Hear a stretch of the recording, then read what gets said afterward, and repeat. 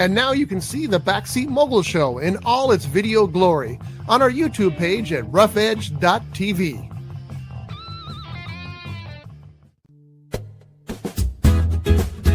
It's tiki time at Harbor Cove Cafe. Dive into the tropical paradise at the end of Spinnaker Drive in Ventura with vibrant drinks, delicious bites, award-winning fish and chips, and more. Now featuring extended hours and happy hour, Fridays from 2 p.m. to 8 p.m., Saturday and Sunday from 2 p.m. to 4 p.m. Harbor Cove Cafe, the hidden treasure at the end of Spinnaker Drive. Visit harborcovecafe.net for more information. Showbiz is a cruel and shallow money trench, a long plastic hallway where thieves and pimps run free and good men die like dogs for no good reason. There's also a bad side.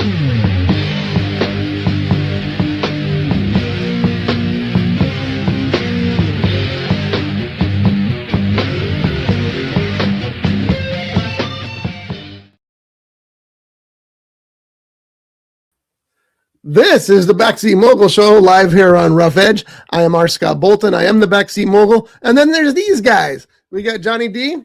Hello. Almost an accent. Almost. It wasn't meant to be. Yeah, you left the H off. Oh. And we Hello. Is that better? That sounded like a camel vomiting. No, this is a camel vom.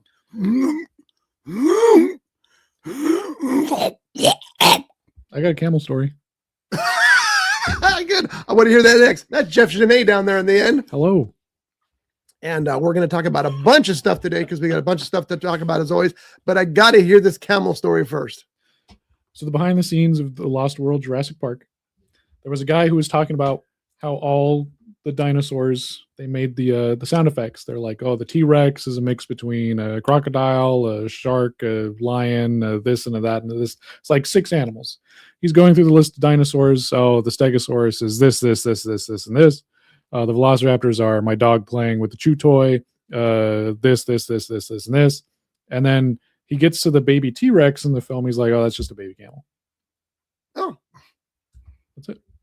That's good to know. They didn't have to mix anything. They just recorded it. And they're like, oh, yeah, that's good enough. Done. That's weird. And then they threw it in there. And it worked. Because, I mean, when I see those movies, all I think about is dinosaur sound. Yeah. So that's good.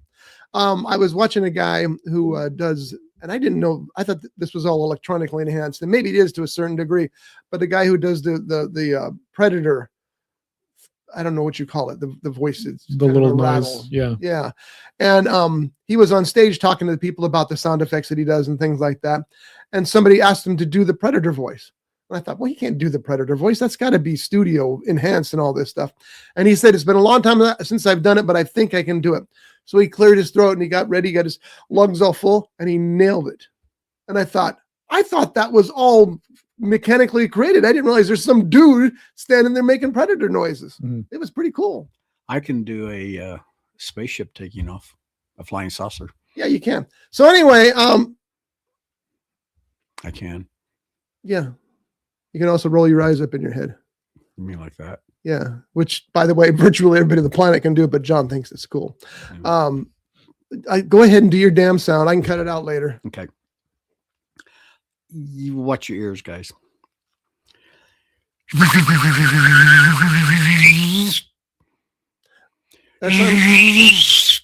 sounds like motorboating.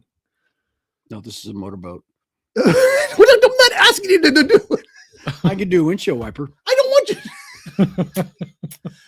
Jeff and I often joke about John's all, look at me, look at him. No, this is a motorboat. I might be physically ill. Yeah. All right. So last week we talked about Chuck Norris, who passed away. And the show, which is a lot of people watch that show because I'm sure Chuck Norris's name was in it. And I got a lot of email because I stated just a question. I wasn't dissing Chuck Norris. I had a great Chuck Norris story, but I asked the question, what made him the icon that he is? Because his movies didn't do that well, either at the box office or with critics. Except for Walker, Texas Ranger, he was just kind of there. It was just odd to me that he had this level of popularity and respect. And I get, like I said, I think a lot of it has to do with those memes afterwards. I think those memes were a big, big deal. The Chuck Norris memes, you all know. We're not going to go through some again, but even though I did finally find a good one about his death. Chuck Norris announces he'll be his own pallbearer. That was pretty good. But I did some research after that show, and I discovered that Chuck held many, many different championships in martial arts. So he gets points for that. Don't nod like you know. And also that he was pretty good with people. Now, there was a certain group of people he was more better with. We'll just leave it at that. Because more better. I did that on purpose. But we'll just leave that sit there. And that's because a lot of people dissed him about that. I chose not to. But I got a lot of emails from people. And a lot is not, it's a lot for this show, but I got many emails. One guy told me that I was just a flat out idiot and I shouldn't have a microphone in front of me. That was nice. Another guy told me that he agreed with me. He said he didn't understand it either. So I'm not alone. Go after that guy. And then one guy decided to go napalm on me and not only sent me an email insulting my intelligence, but went around posting everywhere that my writing sucks, that I have bad taste in music. And it's like, dude, get a friggin' life. Come on. Everybody's entitled to their opinion. And I didn't even have an opinion. I was just asking a straight fact. What made Chuck Norris? Isn't that funny? The refrigerator kicks on and this image goes off. What made Chuck Norris Chuck Norris? That's all I was asking. And I got to give him respects for the martial arts championships. I know that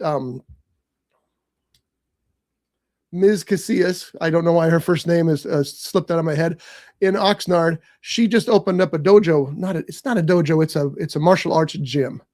And she was the first woman to ever win a kickboxing championship. She's a real champ, and I really admire her. And she had 4 championships at a time when women didn't win championships. So, I respect that. So I can see how that respect would be transferred over to Chuck Norris. So I'll give him credit for that. He did train a lot of people in the movie industry into fighting, how to fight. Oh, okay. Well, name one. Lots of people. Yeah. See, I want facts. Okay. And I'm serious. I'm not saying that he didn't. I just want to know who it is. Okay. That seems like a legitimate request, doesn't it? Who in the movie industry did Chuck Norris train in martial arts? The thing is, when people comment like that, they don't. Chuck Norris trained several Hollywood figures in martial arts. These included Steve McQueen, who encouraged him to act, Priscilla Presley, Bob Barker, and the musical duo Donnie and Marie Osmond. Just to name. Is that AI? Wait. Look, what was the last one? Donnie and Marie Osmond. And Chad McQueen, Steve McQueen's son. Is this is from AI telling you this, or are you picking this up from because AI last year when I was looking up my Miley update for my Christmas tradition, we're not going to talk about that right now. AI told me that Miley Cyrus had cancer, and she does not have cancer. So, well, maybe not anymore. Double check. Maybe she beat it. Nope, never had it at all. Oh. Well, maybe, John, maybe they're saying don't defend AI research because it's not a perfected science at this point. Okay, maybe they were saying that they got a little confused, which AI may or may not do, and thought you're asking what the astrological sign was. No, I said it's cancer. The thing I typed in is what happened to Miley Cyrus this year, and it said Miley Cyrus quit her tour because she got cancer. I was told yesterday that, and I'm sorry, I ain't buying this, that Chuck Norris did a lot of, helped train Bruce Lee. I think it's the other way around. They were friends. I know they were friends, and that's okay. But I really don't think there's anything that Chuck Norris knew that Bruce Lee didn't. And that's just my opinion. And we saw Bruce Lee got beat up in Once Upon a Time in Hollywood, so he wasn't all that. But did you not remember that? Yeah, but that wasn't Bruce Lee. It was an actor playing Bruce Lee. It was Bruce Lee. What's the name in the script say? I don't know. I didn't read it. I should have. What do you think it said? Actor. Okay, this playing is Bruce Lee, but we're going to call him Stanley Kubrick. Really? They did? I missed that part. He's going to hit me. I think you missed this part too. Cameras go off and microphones go off. Just wanted you to know. Anyway, I looked up Adam's. I'm really confusing you people today. Graciela Casillas was the world champ and won, like I said, 4 different championships. So she now has a place out in Oxnard if you want to go train there. She does self-defense and she does weapon training too, which I asked her. I said, I write some books and I could use some information on weapons sometimes. She said, anytime, call me, we'll sit down, we'll talk. She's really good people. Big question. Does she... Not a big question. It's just a question. Okay, question. Does she primarily teach females or all genders? She will teach all genders, but she does focus on females. Okay. Yeah, because that's her. That's good to know. Yeah, she's great. She's just amazing to me. And we did a podcast for Kevin Brannon's show with her, and I was just so impressed. I came home and was talking about her, and my wife says, "I think you might have a crush on her." I thought, yeah, maybe I do.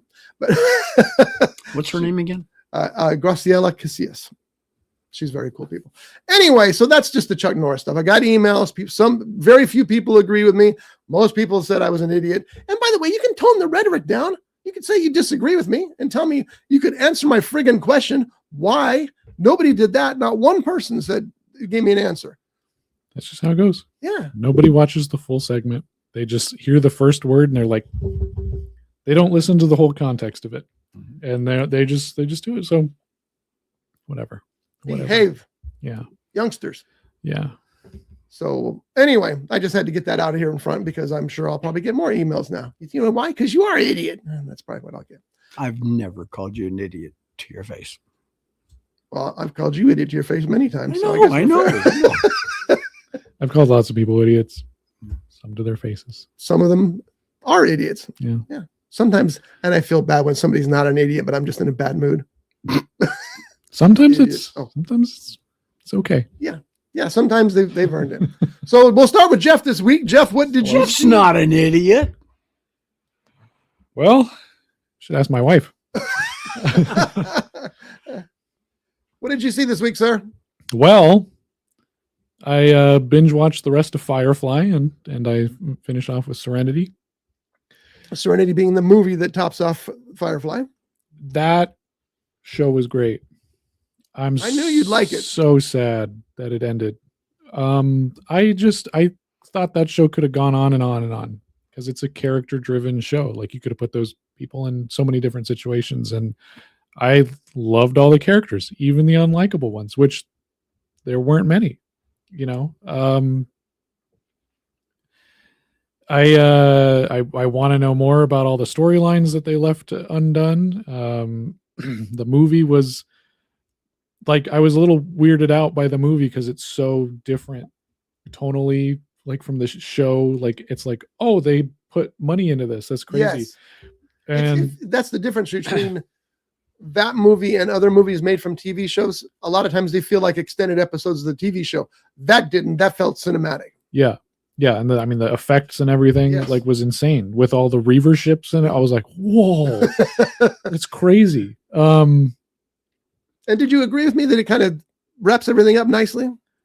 I think it did the best that it could with what it was left with. Yeah. And, everything was kind of wrapped up in a good sense, which makes me wonder what they're going to do with the new animated series that's set in between the movie and the show. Yeah. Because it seems to flow perfectly into the movie now. Yeah. But I guess they'll squeeze some adventures in there somewhere. Yeah. I mean, they already have, their scripts are written, so. Yeah. And I really enjoyed the series. Did you ever watch the TV series Castle? No. Okay. But you are a Nathan Fillion fan. Yeah, I enjoy the guy. Every time he's in something, I try to watch. I'm not much of a TV show person, so I haven't seen a lot of his career. But whenever he's in a movie, I'm like, oh, okay, I know, I'll enjoy it. I've brought it up before, and I'll say it again. The character he plays, Nathan Fillion plays in Castle. He plays Richard Castle.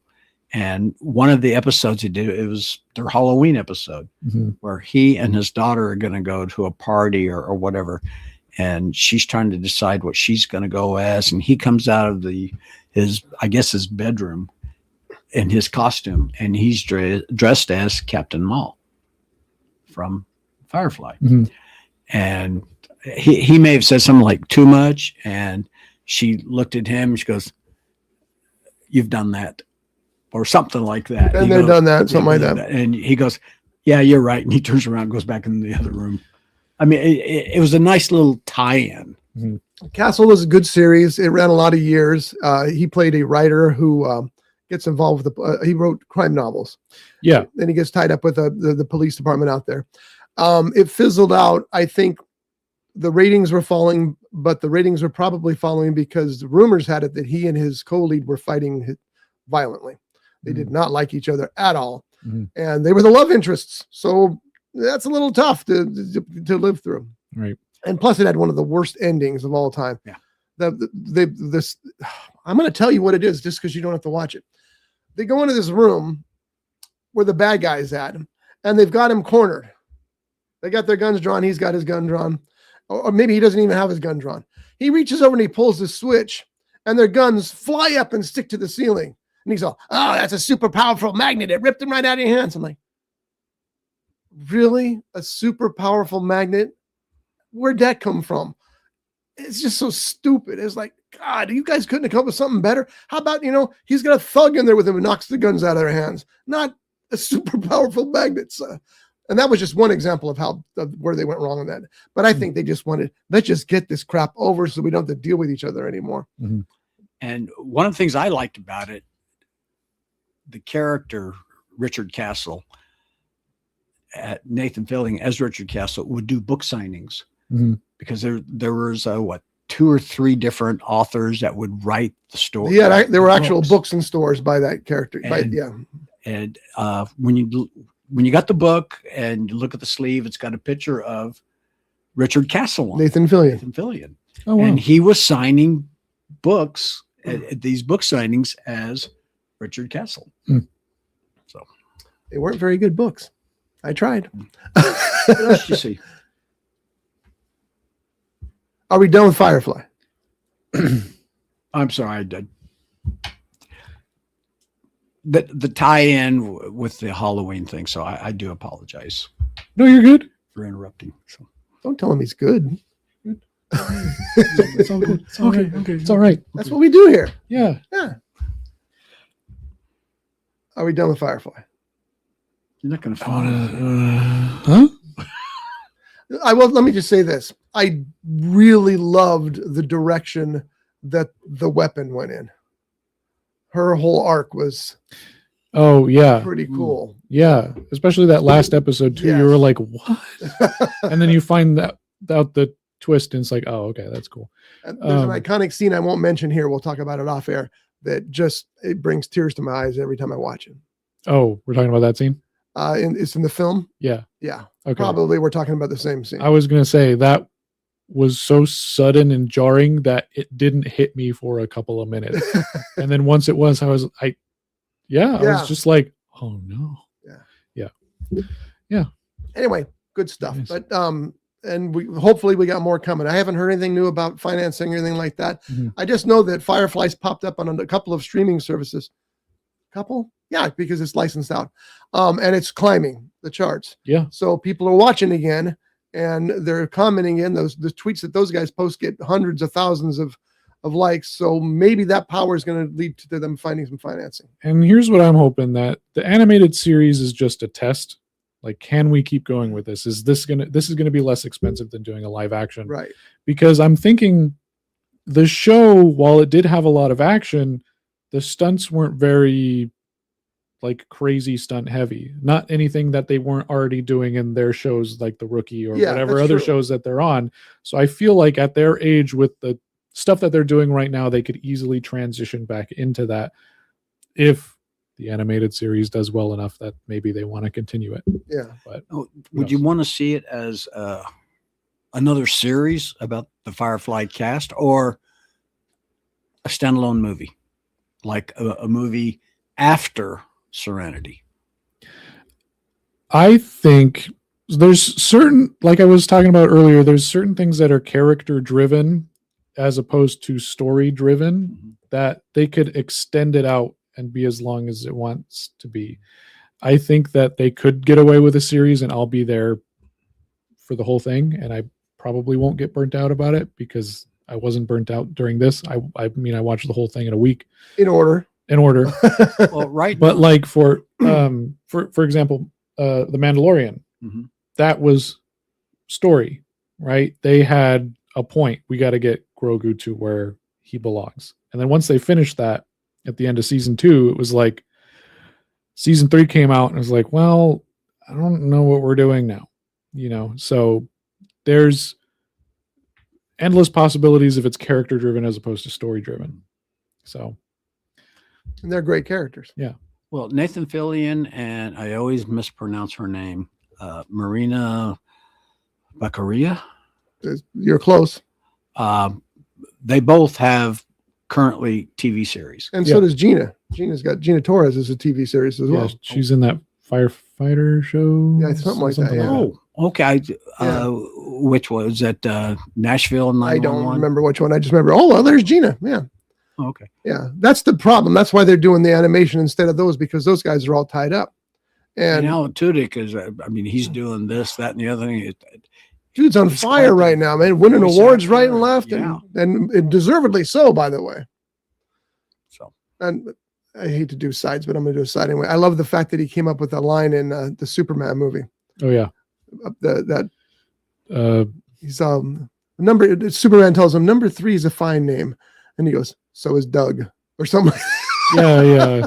And it was like that was his line, and that's right. He was the computer, and you can see the clips of the outtakes, and you see the guy plays Superman. How come I don't know his name? That's embarrassing.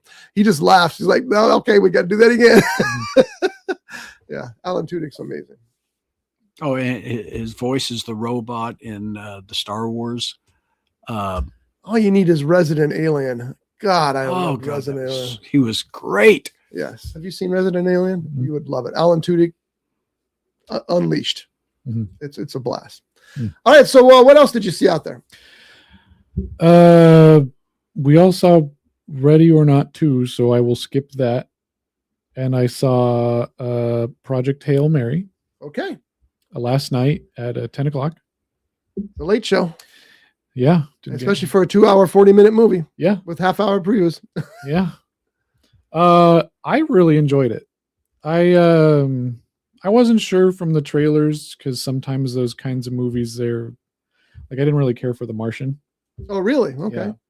Yeah. So I kind of felt like, is this going to be one of those that's kind of just like you see it once and you're like, all right. But I really enjoyed the movie all the way through. I thought it was a great story. I thought the way that everything was set up, like non-chronologically, it's like as he's remembering things. I thought that was great. The story, and it was clear. It was clear when he was remembering things and when it was happening. Yeah.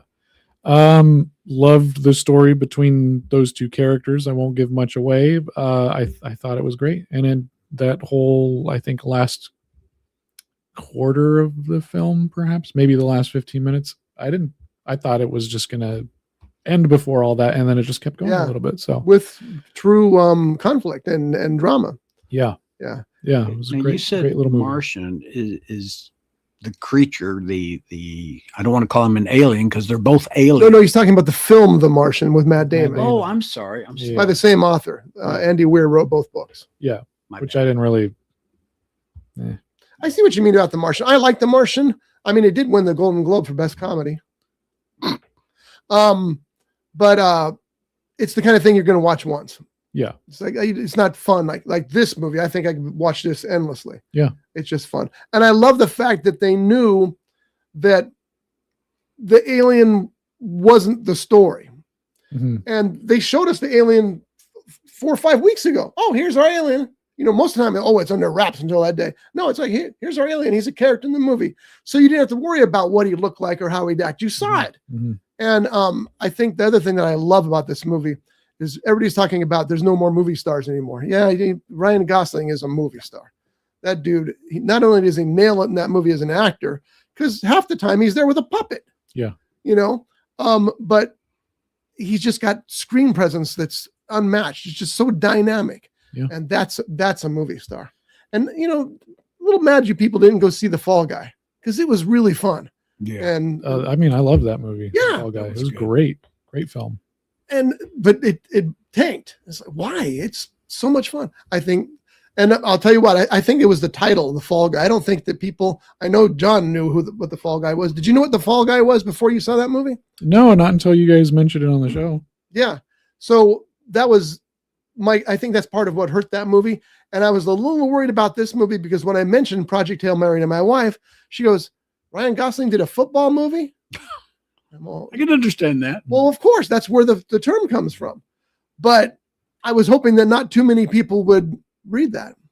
So, by the way, there's another project out there called just Hail Mary, and it's M.A.R.Y. Our friend Mark Gottlieb directed that, and you can get that on demand. It's a little different than this one, but we'll leave it at that. For one thing, I think the budget was probably 1/100th of what the budget was here. But yeah, I'm glad you liked it. I thought it was great. I love the score. Everybody in it is terrific. They stuck virtually step by step to the book. Oh, really? Okay. Yeah, and that's important.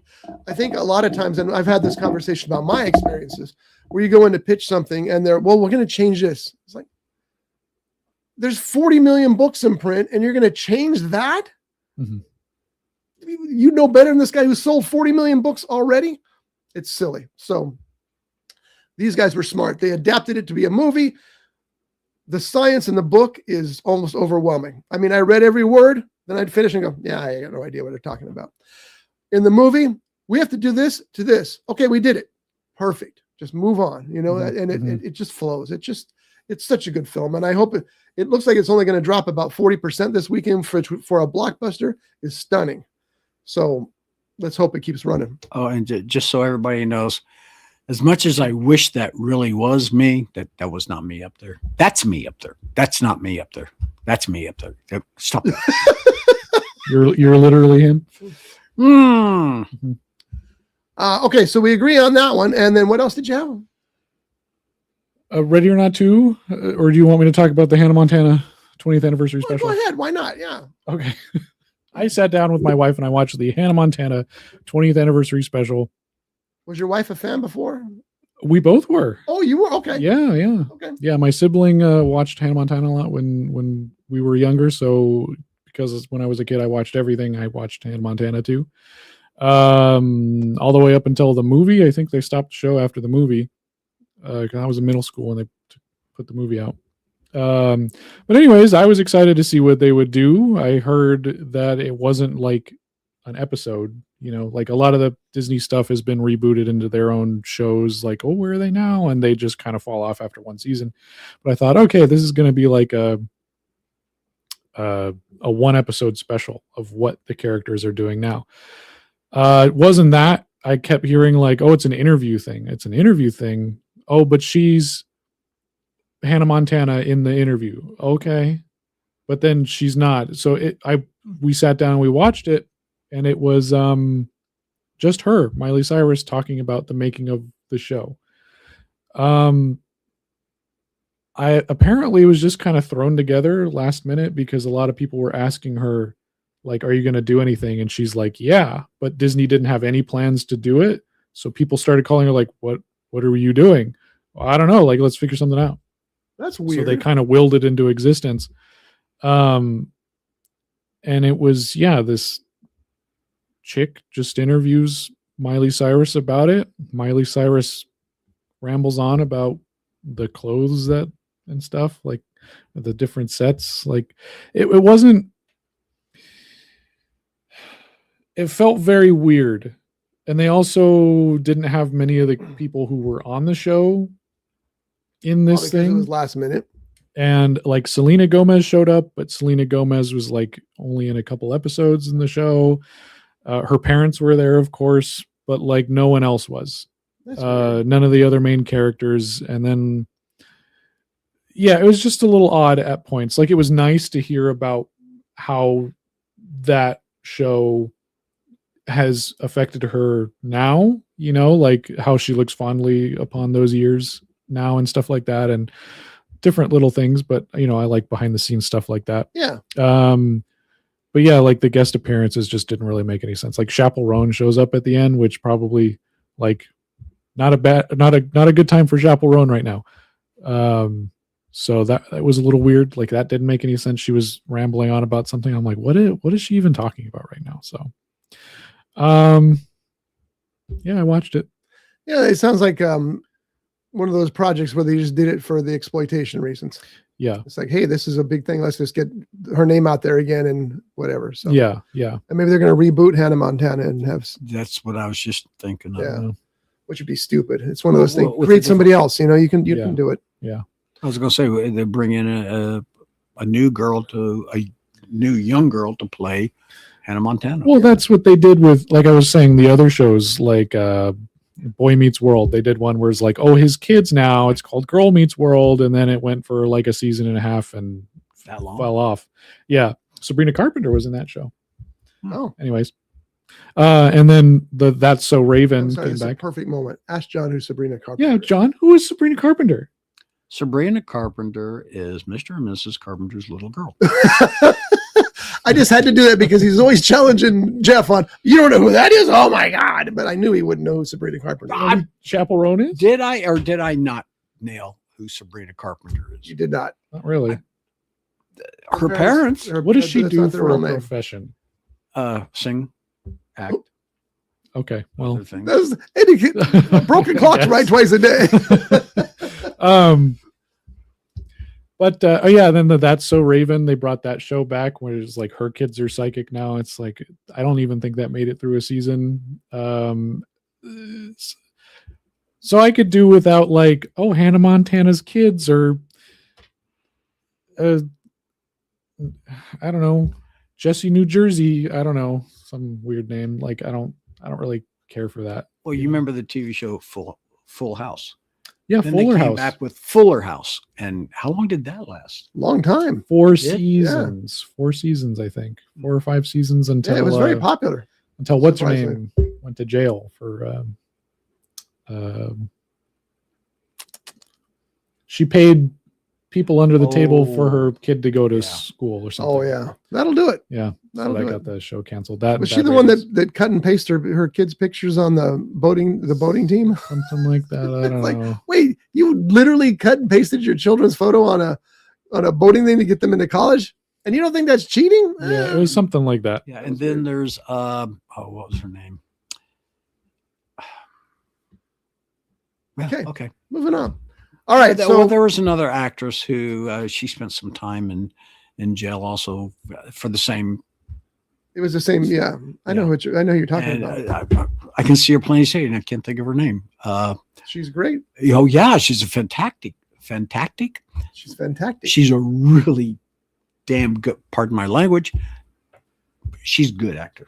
We're talking about William H. Macy's wife, I think. Yes, and her name is Stanley Kubrick. Yes, So that's it. moving on. I can't remember her name, and it's a shame because I really like her. But that's what we do this show too early in the morning. Our brains haven't fired up yet. I got to. Yeah, don't look at Stanley Kubrick because that's not right. Stanley. John, here, let me look it up. You talk about Ready or Not to. Oh, Ready or Not 2. Or do you want Well, to it's start not with Ready or one? Not 2. Ready or Not. We should do Ready or Not first. Yeah, because you just saw it. Yeah, and it's very, very. Felicity Huffman. Oh, see, I don't know that she went to jail or whatever, but that's who we were thinking of. Okay, continue. I'm trying to decide: do I want to do a spoiler alert on this one or not? On the first one or the second one? Both. Don't do it on the second one, even though it's pretty obvious, but just On the first one, and that came out what 3 years ago, 4 years ago. something like that. It's about a wedding that. The Red Wedding. Oh yeah. Okay, since most people know what a red wedding is, it's bloody. That's Well, what I was trying to decide. That's not a spoiler. That's the story. So you're okay. And it's just death, destruction, lots of funny stuff. I laughed in Ready or Not. I mean, for me, it was almost nonstop laughing. Jump to Ready or Not, Here I Come, which is Ready or Not 2. It doesn't have the 2 on the screen, so it's interesting. But anyway, it says Ready or Not, Here I Come. And it picks up exactly where the first one left off. It's funny how they had to rebuild that set. That's true. To destroy it. I didn't think about that. And, green screen. But again, the laughing. I had to stifle some laughing because I thought it was so funny. It's supposed to be. Yeah, and again, bloody, and the expressions on people's faces on both of them, both movies, the expressions on the actors or the characters' faces. I mean, just sells it. In Ready or Not, Here I Come, the second one, the lawyer who is played Elijah by Wood. Elijah Wood. The looks on his face, he was great. Seriously, Smartest man in the room. Yeah. If there's going to be any awards for either one of these shows, there should be. It was so funny. I don't know what else to say about it except go see it. Okay. See the first one because it helps set up the second one. You can watch them separately, but it's better if you watch them back to back because then you got a whole idea what's going on. Jeff, your thoughts? I thought Ready or Not 2 was very fun. I had a blast watching it. Loved the blood, loved the humor, loved the kills. Everything about it was just like, it was great. It was a great movie, you know? It was the kind of the rare sequel that you're glad they made it because, I mean, there's been a couple of those, like the recent ones that I think of are Nobody 2. I thought Nobody 2 was a perfect sequel for the first Nobody, and Sisu. And Sisu and Road to Revenge. Both those great movies. This was the same kind of thing because the first movie finishes and you think you're done. And you know, I love by the way, I love the mix of not only random violence, like we're chasing this bride through the house and our job is to kill her, but the fact that there's a supernatural element built into it as well, which I didn't expect the first time through. And I love the fact that movie seems like it's separate on its own, but they found a way to do it again. Yeah. And they did it smartly. Especially since, like, in the first film, that I'm pulling a John here. Supernatural element. Sorry. The supernatural element is a question throughout the film. And then that's the thing at the end. You're like, oh, it was real. But then the second one, it's throughout. Like, those are constant rules throughout where it's like, oh, you can use this to your advantage. You can use this to your advantage. Oh, does that mean this is going to happen now? Because by that point, you now know the rules a little bit. So, and it's good that they explain them throughout the second film as well to kind of just help with things. So, I wanted to go ahead, John. Do you, one of you, think that the way it ended, especially when you see the look on Elijah Wood's character's face, do you think it may set up a third one? There's always room for a sequel if it makes money. And I don't think it's doing badly right now. I think it'll make its budget back at least. But because it wasn't expensive. You know, you got Project Hail Mary, which was almost $250 million marketing included. And then you got this one, which I think was 28 million or something. Big difference in how much money you have to make back to break even. So it doesn't matter what the script says. They'll find a way to make a sequel if it makes money. But I also I agree with you completely. I loved all the fact that it's the same story just told differently and made believable because of that. I love the blood because it's Evil Dead blood. I mean, they're just soaking in it. Yeah. I also, one of my very favorite scenes is when she's in that hospital gown, I think, and she starts taking off her clothes and her sister says, what are you doing? And she goes, I can't fight in this. I'll get tangled up. And she puts on the same dress that she wore in the first one. The That was bloody cool. red, That was cool. Yeah. So she's got this bloody red wedding dress. which used to be white. Yeah. Not anymore. I like the sister too. I thought she was great. I was played by And Catherine Newton. This whole, thanks, John. You can read. Yes, I can. Samara Weaving, Samara Weaving. She's stunning.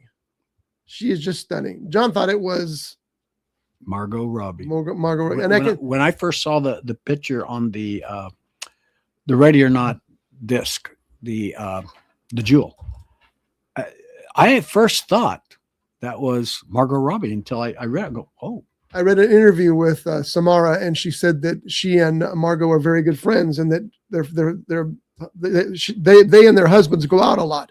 And she says sometimes the husbands can't tell us apart. So they are very close. But the thing I like best about her is that she plays that part with such a, she's so confident and so belligerent. She's not going to she just starts fighting. There's no running away or anything like that. She just starts fighting. And I love that attitude. And she has the best primal scream of anybody in the movies. Yeah. That scream is iconic. Yeah. It really is iconic. It can send chills down you. It can give you fits of anger. It's just a scream, but man, she blood curdles. It's awesome. Especially when she pulls that 12-inch nail out of her shoulder. Yeah, that's my point. Yeah. You felt that pain as she was pulling that out, and then a couple minutes later, you feel that rage when she kills that person, and then yells at them. Just that primal howl. It's like that's really effective. Yeah. As John said, Catherine Newton plays her sister. We had Elijah Wood as the lawyer, who's quite prim and proper, by the way. Sarah Michelle Gellar was in it. It was nice to see her on the screen doing that. David Cronenberg, one of the most renowned directors of all time. Played the I guess he was the father figure or the lead. Yeah, like one of the heads. Yeah, and he's been doing a lot more acting these days, I think, because acting is probably easier than directing, especially when it comes to his movies, because his movies are. That's right. He was the old man. Yes.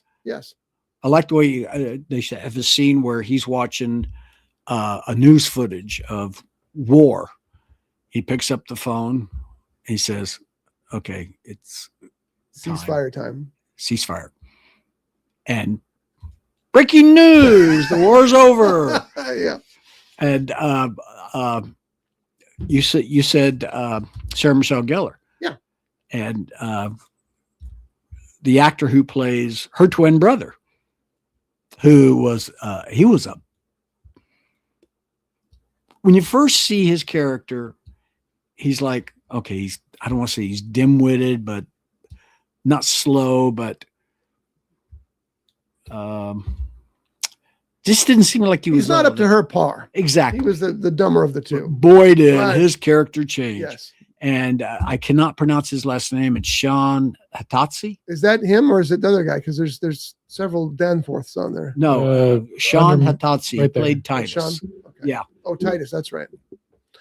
Yeah, and then there was also Nestor Carbonell, who I always love to watch. Nestor Carbonell, he's just got a charisma that makes it very interesting. And Kevin Durand is in it shortly. He learns the hard way: you don't start the game early. It was a lot of fun, and I hope that they do some more of these. And as long as they keep the budgets cheap, and as long as it makes money somewhere, why wouldn't they? So, yeah, I thought it was pretty good too. I like the way when some of the characters, they realized, oh, I messed up. Yeah, you got to see the film to understand. That's the supernatural part of it that I love, by the way. I thought that was, and I was waiting for that in the first movie because I'm thinking as I was watching the first one, well, honestly, she's this very violent, very protective bride, but these guys are going to get her. They're in a locked house. She can't get out. They're going to hunt her down. They've got the weapons. And then the supernatural element creeps in and you go, oh, there we go. That'll help prevent that. So yeah, that was good stuff. So that was Ready or Not 2. The 2 is only on the artwork because we noticed it's not on the title screen. When I used to write for the Video Movie Guide, that was our Bible. Whatever the title screen said was the title of the movie. No matter what it said anywhere else, the title screen was the title of the film. So that's why I always look at titles of films and say, oh, that's not what it says in there. But anyway, it was kind of interesting. All right. I watched a bunch of stuff this week too, but I'm only going to talk about 2 of them. One of them is, I'll get to that one. The Paleface with Bob Hope from 1948. I think it's Jane Russell who's the star of that. Yeah, Jane Russell is the star with him. It's a typical screwball comedy. It's a little tough to watch because it is 1948. And I mean, the measure of a man is how many Indians you kill. It's a Western. Yeah. It's tough to watch when that's your measure. Oh, I killed 11 Indians. I killed 13. Yeah, I'm not so sure that's great. But Jane Russell's terrific in it. Bob Hope's good in it. I say Bob Hope's good because, well, let me explain what the story is about. He's pretty much a coward who wanders into this town, and Jane Russell realizes she can use him. She's a thief. She's a robber. And so he gets on all these gunfights, which he always wins, but he's not doing the shooting. She's doing it from a window. And he thinks he's this tough guy now because he did this. So that's the basic storyline, and it all boils down from there. And that led to the sequel, which is Son of Paleface. And this movie, I think, is better than the first one because it's got a lot of Bob Hope tomfoolery in it, stuff that you had to have the power that Bob Hope had then to do in the movies. Because I'm sure people were going, well, we're not going to do that. Bob Hope saw, yes, we are. It's the original Paleface's son, who's a Harvard boy. And you know he's a Harvard boy because he's got more Harvard merch than is in the Harvard store on his body at any time. He's just drenched in it. And he comes to town, also a coward, but he's there to collect his father's fortune, which is good because his father owned a lot of people in the towns a lot of money. Well, he opens the trunk with his father's fortune, and what's in it? Nothing. So he's got to try to figure out how he's going to get these people paid before these people string him up. Jane Russell still plays the same robber. She's robbing people right and left. 2 things that I'll mention just from this movie to give you an example of what made it more interesting to me. And I think it's just because Bob Hope was ahead of his time. In the beginning, he's narrating the opening. And there's funny lines in it, like, you know, all you see is the back of his head at first. And then the screen freezes and he goes, okay, everybody, I'm getting ready to turn around. Brace yourselves. No applause, please. He turns around so he's doing the fourth wall. The best part though was there's this whole scene involving him and Jane Russell. She's inside in a bubble bath, and he's trying to decide whether he should peek in the keyhole outside or not. He's in the hallway. And so he starts singing a song because these are all musical comedies. There's tons of songs. Roy Rogers is in this, so you know there's lots of songs. And as he's singing the song, he's walking back and forth past the door, and he's getting lower and lower on his knees as he gets to the keyhole. So he gets almost there.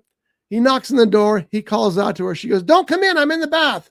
He's all, well, yeah. And he says this line that's slightly sexy. And she says, don't come in. I'm in the bath. And he says another line, but this is all you see. And I thought, did they cut that line out? Did they blur a line from this? That I was so upset. And in the next breath, Bob Hope looks at the camera and goes, you wish you heard that line, don't you? That's great. I love that so much. Do you think that could have been where Ryan Reynolds got his? No, fourth wall has been around forever. I mean, it's the same kind of thing, but I don't think either one of them invented it. No, but because I think Bob Hope did that in a lot of his movies. Well, that was another scene he did where right after that narration I'm talking about, he's talking about Harvard and everything else. And he goes, hey, wait, what's this? And all of a sudden there's this clip, and it's Bing Crosby driving in a car. And he goes, oh, that's one of those old actors we keep employed just so that they don't have to go to the old folks home. I promise you, he's not in this movie anymore. And he goes away. I'm like, what the heck was that? But it was funny. And for people who don't understand that, I guess before he did the Paleface movies, Bing Crosby and Bob Hope used to do what they called the road pictures, like the road to Bali, the road to something, the road to something else. And that's what that's reference to. I'll be honest, those movies, I was going to say I'd be honest. Why wouldn't I be honest? those movies are why I started watching Bob Hope, because those movies are hysterical. The dialogue is just great between those two. I was going to find a list here and see if they. No, they did 2 road movies after that. So it was, I mean, the first one was 1940, the last one was 1962. That's a lot of road movies. So anyway, you can find these on DVD, and I suggest you do. I got mine at the thrift store for like $3 each. I was very happy about that. And you can probably find them elsewhere, but who knows how long that's going to last. Now Netflix is raising their price. So streaming is going to get more expensive there. Buy physical media. We tell you this every week, because if not, you're at their control. Yep. They tell you what you're going to watch. And I got to tell you something. The advertising has got so bad. Shelley and I were trying to watch something on Hulu, and they showed the same commercial with one of our formerly favorite actors, Liev Schreiber. They showed the commercial. We counted 15 times during 2 programs. 15 times that commercial aired. That same commercial. So bad that my wife, who was always bitching about our streaming rates, she said, "How much does it cost to get Hulu without commercials?" And I looked it up. It's going to cost $7 more a month. Just do it now. Yeah, honestly, because each ad break is over 2.5 minutes. It's ridiculous. It like is. The Firefly, I would have finished Firefly way sooner if it wasn't for the ads. You're adding at least another 25 minutes per episode of that just on ads. It's ridiculous. And I don't know, did I mention the thing about Netflix, how I can't watch it on my phone anymore? Yeah, because it's ridiculous. You know what? Just a thrift store, go buy a Blu-ray player. $15. Done. Start buying DVDs. You own those forever. It's done. You're in the mood to watch Pulp Fiction? You go grab it out of your library. You don't go hunting to see who's got it. Oh, I want to watch all the Mission Impossibles, but 1 and 2 is on Paramount, 3 is on Netflix, 4 is on Hulu, and 5 and 6 is on HBO. No, I canceled all my stuff. Right now I am only on Disney and Hulu because I get it through my phone plan with my family, and Amazon because they haven't done the password sharing yet. So I share that with my family. That's he doesn't. If you take it, whatever. I'm not watching Amazon anymore. He says he shares it with his family. It's his wife, his his daughter. That's his family. And my parents who live in another household. And I was supposed to say that. Do you remember when Netflix actually posted, "Love is sharing your password"? That was a tweet that they sent out themselves. Yeah, well, and now they're like, "Oh, you know what? That was stupid." And maybe it was. Yeah, well. Well, I even have, you're talking about Firefly. I have the complete series on DVD. And I will be buying that on DVD soon. I thought you were going to watch it in DVD, or I would have loaned you mine, because I didn't realize that. I figured it was, I haven't watched anything on Hulu in a long while. I said, it's whatever, 30-second ads, minute ads, whatever. And it was like 2.5 minutes a thing. I was like, oh my Sometimes God. the ads are longer than the commercial break. Yeah. It's insane. I'm going to see how much the Blu-ray. I think it was like 30 or $40, something like. I looked it up. I already added it to my wish list. Yeah, $40. $49. How much? There's one for 32. Look at. How much is it on great the one that we used to go to? Deep discount DVD. Yeah, deep discount.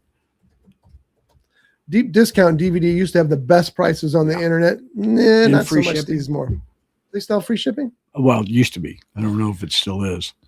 I just put stuff on my Amazon list, and then every day I check, and when I see a sale, I'll be like, okay. See, I do the same thing, because sometimes they'll send you an email. This thing in your wish list is now 20% off. Yeah. Yes, that's what I've been waiting for. But I'll be keeping an eye out on when I go to Salzer's or whatever. So yeah, like you said, though, the Salzer's thing's getting smaller and smaller too. Yeah, they don't have it there. No. So anyway, just please buy physical media. And it's funny, because I was just reading this article yesterday that vinyl is the biggest physical format of music now. Vinyl went away, but it's making this comeback now. Mm-hmm. Hopefully, physical media will do the same thing, whether it's DVD or Blu-ray or whatever. Just make sure that your Blu-ray players play DVDs too. Most of them do. They've already this year alone, they've already seen an uptick in physical media purchases. That's what I've heard. Whether DVDs, Blu-rays, and VHS. VHS is making a huge comeback too. That's so funny. That's something else. You see tons of VHS in thrift stores. Yeah. Oh, and also Facebook Marketplace has got all kinds of DVDs and VHS. My son collects VHS. I think that's in part because of the horror community, because a lot of people buying VHS are like trying to collect horror movies on VHS. Like you can't find those at stores. What was the movie I saw the other day at a thrift store? It was a VHS and it was like $30. I was like, what? Who's gonna buy a $30 VHS? Yeah. That's insane. Somebody though. But on that same day, I saw a $30 VHS. I was at Goodwill and I was looking at the VHS. They had the DVDs and I was going like this. And then the VHS were in the next row. And then some Goodwill employee comes behind me and they're like, VHS? What the F is this? The 1980s? No one's going to buy this. Grabs them all, takes them. And I was like, seriously? I wasn't going to buy any of those, I guess. No, Yeah. I'm not.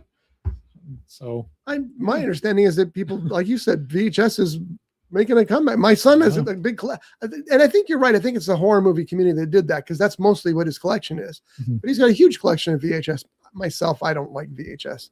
I literally put 1,000 VHS in a dumpster once. Yeah, it's I don't know. There's certain movies that I like to watch on VHS and Laserdisc, like Indiana Jones. I prefer those older formats because that's how I watched them growing up. Yeah, okay. Seeing them on Blu-ray, it's kind of like weird to me that it's like clear. It's not how I remember it, you know. But I don't know. I think there's just like a nice appeal to have like that old stuff because that's how it used to be. And like my kid, you know, I'm teaching her how to do the VHS. Well, this is how it used to be. She has the, you know, she physically puts it in. She knows how to work it and everything. But like too, I mean, I buy the blank VHS discs because there's uses for that. Like you can put new footage on to that and convert it down from your computer to VHS, and you can take the magnet, make little effects and stuff. And then you convert it back up, and then that's the best way to do VHS effects on your videos and stuff. Yeah. So there's still a use for it. Yeah. And that's something else. You got nice artwork too. That's the other thing. That's something else you can find in thrift stores. Blank DVDs and blank CDs. As a matter of fact, Scotty just got a big stack of blank CDs. Yeah, because I still burn CDs for people sometimes when they ask me to. Legal CDs, don't look at me like that. And like the show and stuff like that. And you can't find new ones anymore. So I'm just collecting as many as I can. So I got them. And that's the other thing. How long are they going to last? I don't know. But so far I've had no issues. But I got to go.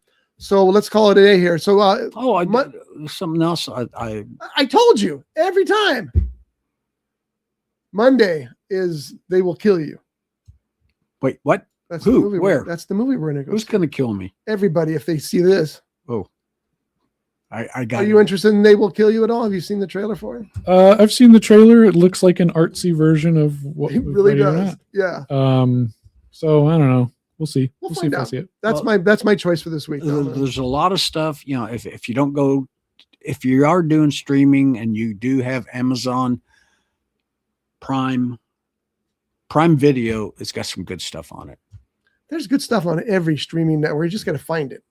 And there's a lot of shark movies coming out all of a sudden. Did you guys see that big list of shark movies? There's like 4 or 5 of them. They're always fun. All right, we got to get. Well, one more thing. Apparently, we don't have to get. Amazon.com. Go to and look up R. Scott Bolton, author. Buy his books. You get free delivery. You get free delivery. The most recent one is Bowling Bag in the Back Seat. Might as well just play the ad. He's going to keep going. Then I could just hit the end stream. And there's 8 books available. Brought to you by The Grape, Ventura County's premier jazz venue and cocktail lounge, located at 2733 East Main Street in Ventura. For menu and music schedule, visit them online at thegrape.club. This has been a Rough Edge Studios production.